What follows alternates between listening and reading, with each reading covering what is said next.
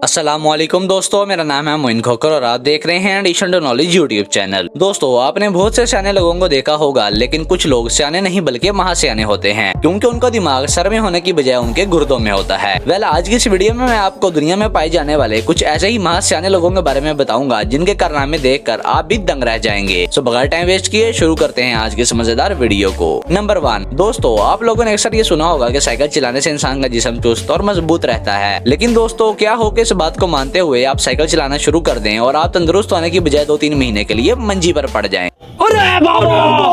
Well, ये बंदा जिस वक्त आप देख रहे हैं, इसने अपने दोस्तों को बुलाकर यही बात समझाई कि हमें भी साइकिल चलाना शुरू करनी चाहिए। लेकिन दोस्तों, इस बंदे ने शायद अपने दोस्तों की ही सुपारी ले रखी थी। दोस्तों, आखिरकार हुआ ये कि ये बंदा साइकिल चलाते चलाते खुद भी गिरा और साथ ही साथ 10-12 बंदों को भी गिरा दिया। मेरे ख्याल से इस बंदे ने ये बात दिल पर ले ली थी कि हम तो डूबे हैं सनम, तुम्हें भी ले डूबेंगे।